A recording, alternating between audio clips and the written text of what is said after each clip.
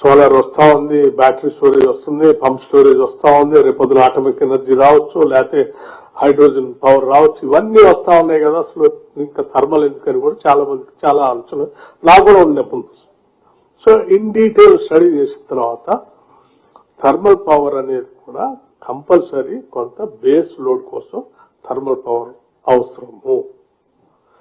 ఇది లేకపోతే గ్రిడ్ మొత్తం అసలు గ్రిడ్ కొలాప్స్ అయిపోతుంది. ఒకసారి గ్రిడ్ కొలాప్స్ అయిపోతే దాన్ని మళ్ళీ లైన్ లో పెట్టడానికి 1 డే పట్టొచ్చు, 2 days పట్టొచ్చు. దాని లోపల జరగాల్సిన నష్టం అంతా సరిపోతుంది. సో మినిమం గ్రిడ్ మెయింటెనెన్స్ చేయటం కోసం, అంటే ఉత్పత్తి అయినటువంటి పవర్ మొత్తాన్ని స్టోరేజ్ కెపాసిటీ ఎప్పటికప్పుడు వాడుకోవటం.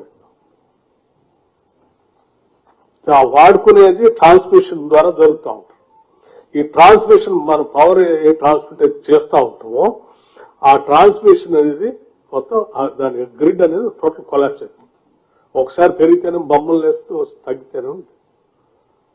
సో దాన్ని మనం ఆ స్టెబిలిటీ మెయింటైన్ చేయడం కోసం కాన్స్టెంట్ గా వీటి ఉత్పత్తి పెరిగినప్పుడు దీన్ని తగ్గిస్తాం, దీని ఉత్పత్తి పెరిగినప్పుడు దాన్ని తగ్గించుకుంటాం, బ్యాలెన్స్ చేసుకుంటూ కంటిన్యూస్ గా ఒక లెవెల్ మెయింటైన్ చేసుకున్నట్టు చేయాలి.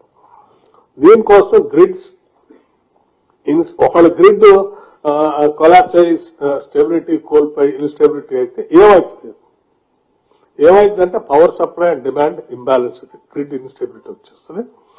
Grid becomes unstable and shut అయిపోతుంది. Grid collapse causes complete loss of electricity supply, black out అయిపోతుంది. టోటల్ రాష్ట్రమే చిమ్మ చీకటి అయిపోతుంది. చిమ్మ చీకటి ఇప్పటివరకు ఏంటంటే అవుతుంది. దానివల్ల ఏమి నష్టం జరుగుతుంది? ట్రాన్స్పోర్టేషన్ బ్రేక్ డౌన్ అయిపోతుంది. మెట్రోస్ కానీ, మెట్రో రైలు కానీ, అసలు టోటల్ ట్రైన్స్ కానీ, ట్రాఫిక్ సిగ్నల్స్ కానీ అన్ని ఫెయిల్ అయిపోతాయి. కమ్యూనికేషన్ బ్రేక్ డౌన్ అయిపోతుంది. మొబైల్ నెట్వర్క్స్ బంద్ అయితే, ఇంటర్నెట్ సర్వీస్ బంద్ అయితే, డాటా సెంటర్స్ బంద్ అయిపోతే, emergency communication channels become unreliable. Shut down of critical life lines, hospitals, national security, disaster management operations అన్ని ఒకటేసారి షట్ డౌన్ అయింది. Grid failure, blackout may spread across states or regions.